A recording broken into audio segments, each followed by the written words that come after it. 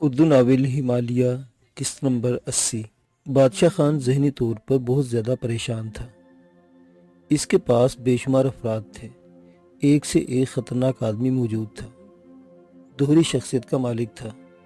وہ ایک طرف تو اس خطرناک تنظیم کے لیے کام کرتا تھا اور تنظیم کے سینکڑوں کارکن اس کی ہدایت پر سب کچھ کرنے کے لیے تیار رہتے تھے۔ دوسری طرف اس کا اپنا گروہ تھا جس میں دنیا کے خطرناک ترین افراد موجود تھے، لیکن شیران کے سلسلے میں اسے ہر طرح سے ناکامی ہو رہی تھی۔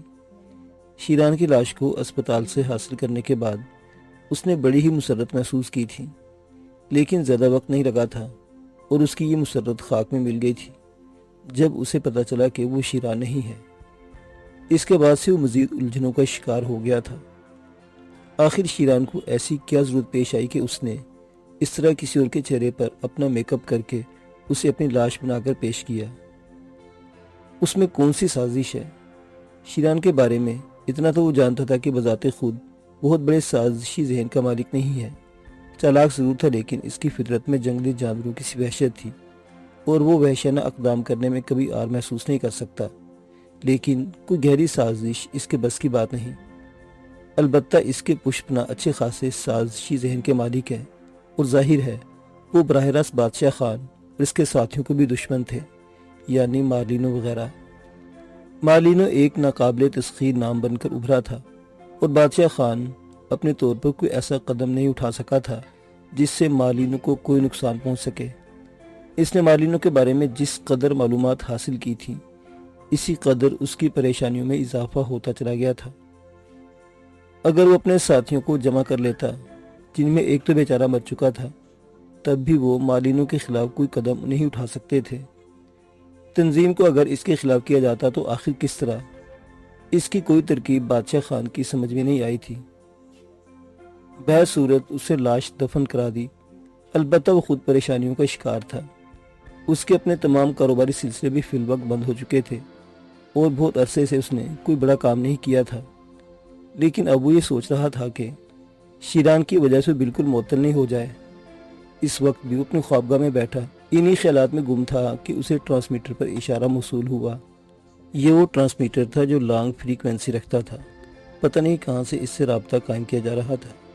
بہرطور اس نے بڑا ٹرانسمیٹر کے قریب پہنچ کر اسے آف کیا اور پھر انتظار کرنے لگا۔ چند لمحات کے بعد دوسری طرف سے رابطہ قائم ہو گیا تھا۔ میں ہانگ کانگ سے ڈاکٹر بریٹو بول رہا ہوں، بادشاہ خان سے بات کرنا چاہتا ہوں۔ اوہ ڈاکٹر، خیریت؟ بتاؤ، میں خود بھی تمہاری خیریت معلوم کرنے کا خواہاں تھا۔ خیریت نہیں ہے بادشاہ خان، بریٹو کی گھبرائی آواز سنائی دی۔ کیا ہوا؟ کیا بات ہے؟ نعمان خان بری طرح زخمی ہے، اس کی زندگی خطرے میں ہے۔ کیا؟ اس کی دھاڑ دیر تک کمرے میں گونجتی رہی۔ ہاں بادشاہ خان، اسے بری طرح زخمی کر دیا گیا ہے۔ اوہ تم کہاں مر گئے تھے؟ بادشاہ خان کیسی باتیں کر رہے ہو؟ کیا تمہیں احساس ہے کہ تم نے کس لہجے میں یہ سوال کیا ہے؟ اوہ میرے لہجے کی پرواہ مت کرو، میں پاگل ہو رہا ہوں۔ یہ کیا خبر سنائی تم نے مجھے ڈاکٹر بریٹو؟ میں اس سے زیادہ اور کچھ نہیں جانتا کہ نعمان خان شدید زخمی ہے، اسپتال میں ہے۔ ممکن ہے کہ… نہیں، ایسی بات مت کرو ڈاکٹر بریٹو، میں خود پر قابو نہیں رکھ سکوں گا۔ بہرطور اسے زخمی کرنے میں میرا کوئی ہاتھ نہیں ہے بادشاہ خان۔ تم نے میرے ساتھ غلط لہجے میں گفتگو کی ہے۔ اوہ میں تم سے اس کی معافی مانگ لوں گا، مجھ سے ایسی باتیں مت کرو، کیونکہ میری شخصیت کے ٹکڑے ٹکڑے کرنے پر تلے ہوئے تم لوگ۔ نعمان خان کیسے زخمی ہو گیا مجھے بتاؤ، اس کے بھائی کہاں ہیں؟ وہ اس کے پاس موجود ہیں۔ حملہ آوروں کے بارے میں ابھی کوئی تفصیلی بات معلوم نہیں ہو سکی۔ وہی کتا وہاں پہنچ گیا ہوگا۔ کون کتا؟ شیران اور کوئی نہیں؟ نہیں بادشاہ خان، میرا خیال ہے صورتحال کوئی دوسری ہے۔ آئی بی نے مجھے مختصر تفصیل بتائی، لیکن میں نہیں سمجھ سکا۔ آئی بی خود بھی نہیں سمجھ سکی تھی۔ نعمان خانی نے اسے کچھ تفصیل معلوم ہوئی تھی۔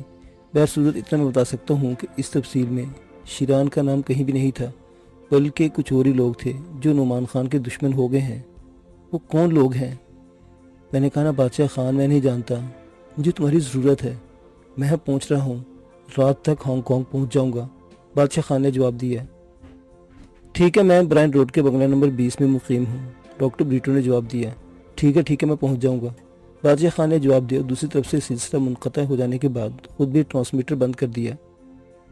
اس کا چہرہ ایک بار پھر انگارے کی طرح سرخ ہو گیا تھا، آنکھوں میں وحشت نظر آ رہی تھی۔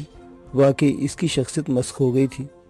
شیران نے اسے 2 کوڑی کا آدمی بنا ڈالا تھا، ورنہ پہاڑوں کا پرجلال بادشاہ خان در حقیقت انسانوں کے وجود کو کوئی اہمیت نہیں دیتا تھا، لیکن اب صورتحال بہت مختلف ہو گئی تھی۔ اب اسے قدم قدم پر پریشان کن حالات سے سامنا کرنا پڑ رہا تھا۔ اس نے اپنے آدمی کو بلا کر انہیں ہدایات دیں اور خود تیاریاں کرنے لگا، لیکن پہلی فلائٹ اسے تقریباً 2 گھنٹے بعد مل سکی، حالانکہ اس نے رات کو بریٹو کے پاس پہنچنے کا وعدہ کیا تھا۔ دوسری فلائٹ رات کو 9 بجے تھی، اس لیے اس نے اسی وقت جانے کا فیصلہ کر لیا اور انتہائی تیزی سے اپنے کام کروانے کے بعد ایئرپورٹ پہنچ گیا۔ ہانگ کانگ ایئرپورٹ پر پہنچا تو شام ہو چکی تھی۔ اس نے 2 آدمی اپنے ساتھ لیے تھے۔ انہوں نے ایک ٹیکسی روکی اور بادشاہ خان ان کے ساتھ برائن روڈ چل پڑا۔ برائن روڈ کے بنگلہ نمبر 20 کے سامنے ٹیکسی رکی۔ ڈاکٹر بریٹو نے خود ہی بادشاہ خان کا استقبال کیا تھا۔ آپ وقت سے پہلے آگے بادشاہ خان، آپ نے کہا تھا کہ رات تک پہنچیں گے۔ ہاں، مجھے جلدی فلائٹ مل گئی تھی۔ ان باتوں کو چھوڑو، نعمان خان کا حال بتاؤ۔ وہ دستور بے ہوش ہے، تشویشناک صورتحال کا شکار ہے۔ کہاں ہے؟ اسپتال۔ کیا آپ میرے ساتھ چلنا پسند کریں گے؟ فضول باتیں مت کرو، یہ تکلف کی باتوں کا وقت ہے، جلدی سے گاڑی نکلواؤ، بادشاہ خان نے کہا۔ اس کا ایک آدمی سامان لے کر اندر چلا گیا۔ ڈاکٹر بریٹو نے اپنی کار نکالی۔ اسپتال میں نعمان خان کی حالت دیکھ کر اس کی آنکھیں بھیگ گئی تھیں۔ نعمان خان کے بھائی بادشاہ خان کو دیکھ کر ششدر رہ گئے تھے، لیکن ان میں سے کسی نے بادشاہ خان سے کوئی بات نہیں کی۔ بادشاہ خان تھوڑی دیر تک نعمان خان کے سرانے بیٹھا رہا۔ اس کی آنکھوں میں بے پناہ کرب کے آثار تھے۔ پھر وہ فرید خان کی طرف متوجہ ہو کر بولا، مجھے پہچانتے ہو بچوں؟ ہاں خان بابا، کیوں نہیں پہچانیں گے آپ کو؟ آپ یہاں کیسے پہنچ گئے؟ فرید خان نے جواب دیا، مجھ سے اس اجنبی لہجے میں گفتگو مت کرو۔ میں تمہارا تایا ہوں، تمہارے باپ کی جگہ، تمہارے دادا کی جگہ۔ میں نے تمہارے باپ کو بیٹوں کی طرح پالا تھا۔ کیا مجھ سے اس لہجے میں گفتگو تمہارے لیے مناسب ہے؟ کہ میں تمہارا کچھ نہیں لگتا؟ بادشاہ خان کی آواز بھر آئی ہوئی تھی۔ فرید خان وغیرہ نے کوئی جواب نہ دیا۔ تب بادشاہ خان نے کہا، نعمان کیسے زخمی ہو مجھے بتاؤ۔ ہمیں نہیں معلوم خان بابا، ہمیں تو بعد ہی میں اس کی اطلاع ملی۔ کیا مطلب؟ کیا تم لوگ ساتھ نہیں رہتے؟ رہتے تو ساتھ ہی، لیکن ہم زیادہ تر تفریحات میں مشغول رہتے ہیں۔ نعمان خان نے ہمیں اس کی اجازت دی ہوئی ہے۔ اوہ میں جانتا ہوں، وہ بڑے دل کا مالک ہے، وہ تمہارے لیے باپ کا سایہ بنا ہوا ہے، لیکن مجھے کیسے معلوم ہو کہ اسے اس حالت میں پہنچانے والا کون ہے؟ میں اس کا خون پی جانا چاہتا ہوں۔ مجھے بتاؤ بچوں، مجھے بتاؤ، کچھ تو بتاؤ، کوئی پتہ، کوئی نشان تو بتاؤ۔ بریٹو تیری بیٹی آئیوی کہاں ہے؟ کیا وہ مجھے اس بارے میں بتا سکے گی؟ کیا وہ نعمان خان کے اس حادثے کے بارے میں کچھ جانتی ہے؟ آئیوی موجود ہے بادشاہ خان، لیکن اس نے جو کچھ مجھے بتایا ہے وہ میں تمہیں بتا چکا ہوں۔ اس سے زیادہ اس کے لیے کچھ اور بتانا ممکن نہ ہوگا۔ اس سلسلے میں ایک اور شخص تھا، لیکن افسوس وہ بھی قتل ہو چکا ہے۔ اگر وہی زندہ ہوتا تو ہمیں اس بارے میں ساری تفصیل پتہ چل سکتی تھی۔ وہ کون تھا اور کیسے قتل ہوا؟ جس کے مکان میں نعمان خان پر حملہ ہوا تھا وہ نعمان خان کا خاص آدمی تھا اور اس کی حفاظت کرتے ہوئے ہلاک ہو گیا۔ گویا کچھ پتہ نہیں چل سکے گا، کوئی کچھ نہیں بتا سکے گا۔ ٹھیک ہے ڈاکٹر بریٹو، میں نعمان خان کو بینکاک لے جا رہا ہوں۔ میں خود ہی اس کا علاج کراؤں گا، چاہے اس کے لیے مجھے ساری دنیا سے ڈاکٹرز کیوں نہ بلوانے پڑے۔ میرا خیال ہے بینکاک مجھے اب دوسری تمام کام چھوڑ کر اس کی نگہداشت کرنی پڑے گی۔ یہ غلط ہوا ہے، بہت ہی غلط ہوا ہے۔ میرا ذہن متزلزل ہو رہا ہے، میں پریشان ہوں۔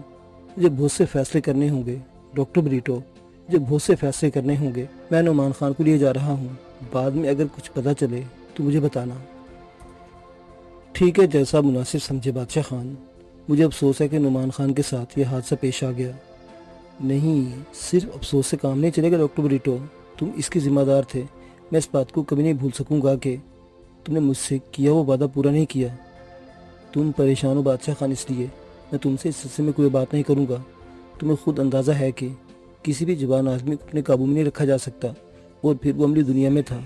وہ جو کچھ ہو کر چکا ہے، میں تمہیں اس کی تفصیلات فراہم کر دوں گا تو تم تنگ رہ جاؤ گے۔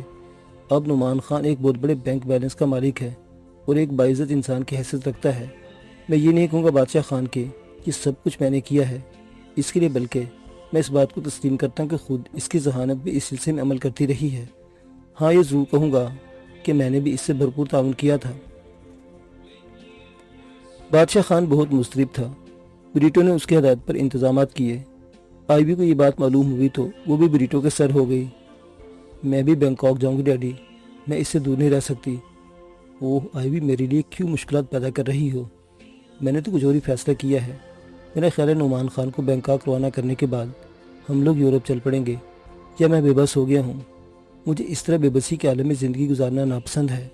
یورپ میں ہمارا اپنا ماحول ہے، میرے لاتعداد ساتھی ہیں۔ بادشاہ خان ہمارا ساتھی ضرور ہے، لیکن وہ وحشی قبائلی ہے، میرے ساتھ اس کا رویہ ٹھیک نہیں رہا۔ ڈیڈی، آئیوی آنسو بھری آواز میں بولی، ڈیڈی میں آپ کے ساتھ یورپ نہیں جاؤں گی، خواہ ہمیں کتنی مشکلات سے گزرنا پڑے۔ سوری ڈیڈی، اس گستاخی کے لیے معافی چاہتی ہوں۔ آپ یورپ چلے جائیں، میں نعمان خان کے پاس رہوں گی۔ ڈاکٹر بریٹو عجیب سی نگاہوں سے آئیوی کو دیکھنے لگا، پھر وہ گہری سانس لے کر بولا، اوکے بیبی، ٹھیک ہے، تم ان کے ساتھ جا سکتی ہو، میں انتظام کر دوں گا۔ بادشاہ خان نے آئیوی کو ساتھ لے جانے سے انکار نہیں کیا تھا، البتہ اس نے بریٹو سے سوال کیا، تم نہیں چلو گے بریٹو؟ میں پہنچ جاؤں گا خان، یہاں بھی میں نے بہت سے چکر چلا رکھے ہیں، رقمیں چھوڑ کر نہیں جا سکتا، اور پھر یہ سب تمہاری ذمہ داری ہے، اسے تم ہی سنبھالو تو بہتر ہے، میں بری ذمہ ہونا چاہتا ہوں۔ ڈاکٹر بریٹو نے کہا، لیکن بادشاہ خان نے شاید اس کے الفاظ پر توجہ نہیں دی، ورنہ اس کا موڈ خوشگوار نہ رہتا۔ نعمان خان کے تمام بھائی بری طرح پریشان تھے، بادشاہ خان سے وہ زیادہ اختلاف نہیں کر سکے تھے، بہرحال دل میں احترام موجود تھا۔ وہ تو نعمان خان کے اشاروں پر چلنے کے عادی تھے، لیکن نعمان خان کی حالت ہی تشویشناک تھی، اس لیے انہیں بادشاہ خان ہی اپنا خون نظر آتا تھا، اس لیے وہ خاموش تھے۔ وہ بینکاک پہنچ گئے۔ بادشاہ خان نے در حقیقت دن رات ایک کر دیے تھے، لاکھوں روپے روزانہ خرچ کر رہا تھا، ملک اور غیر ملکی ڈاکٹروں کا مجمع لگا لیا تھا، اور بڑی تندہی سے علاج ہو رہا تھا نعمان خان کا۔ بادشاہ خان نے اتنا کیا کہ وہ سب ایک بار پھر اس کے ممنون ہو گئے، خاص طور سے آئیوی بادشاہ خان کی بہت عزت کرنے لگی تھی، اسے بادشاہ خان کی طلب کا احساس ہو گیا تھا۔ پھر نعمان خان کو ہوش آ گیا۔ جس دن اسے ہوش آیا، بادشاہ خان نے اس کی آنکھوں کے سامنے سے ہٹ گیا تھا۔ اس نے نعمان خان کے دوسرے بھائیوں سے کہا، بچوں، تمہارا تایا خان بیوقوف نہیں ہے۔ پہاڑوں میں ایک کہانی شروع ہوئی تھی، بدلے کی کہانی۔ بادشاہ خان کا دل اپنے بھائی کے لیے سوگوار تھا، اس سے بس ایک غلطی ہوئی تھی، اس نے یہ انتقام خود لینے کے بجائے پہاڑوں کی مقدس روایت کے مطابق لینا چاہا۔ میرا یہی جذبہ تھا کہ پورے احترام سے ایک دوسرے کو بتائیں کہ فیروز خان کے قاتل بہزاد سلامن کو یہ بات یاد نہیں رہی تھی کہ فیروز خان کے 9 بیٹے ہیں، اس کا بیٹا جوان ہوا تو اس نے باپ کا انتقام لے لیا۔ میں یہ نہیں چاہتا تھا کہ لوگ یہ کہیں کہ فیروز خان کے بیٹے تو باپ کا انتقام نہ لے سکے، لیکن بادشاہ خان نے اپنے بھائی کا بدلہ لے لیا۔ بس میرا یہ قصور تھا کہ میں نے تمہارے لیے گالی پسند نہیں کی تھی، اور وہ سب کچھ ہو گیا جس کی مجھے امید نہیں تھی۔ میں بیوقوف نہیں ہوں بچوں، میں جانتا ہوں کہ نعمان خان اور تم لوگ مجھ سے نفرت کرتے رہو، میرا ضمیر مجھے کبھی بھی ملامت نہیں کرتا۔ میری تدبیر ضرور الٹ گئی تھی، لیکن میرے ارادے میں کھوٹ نہیں تھی۔ ابھی میں نعمان خان کے سامنے نہیں آؤں گا، اسے صحت کی ضرورت ہے، اسے میرے بارے میں مت بتانا۔ اب میں اس وقت تک اس کے سامنے نہیں آؤں گا جب تک وہ ٹھیک نہ ہو جائے۔ تم لوگ میرا ساتھ دو، بے شک ٹھیک ہونے کے بعد اسے اختیار ہے کہ مجھ سے نفرت کرے اور یہاں سے چلا جائے، میں اس کی زندگی چاہتا ہوں۔ خدا حافظ۔ بادشاہ خان وہاں سے چلا گیا۔ نعمان خان کے سارے بھائی اور آئیوی بادشاہ خان کی باتوں سے متاثر نظر آ رہے تھے۔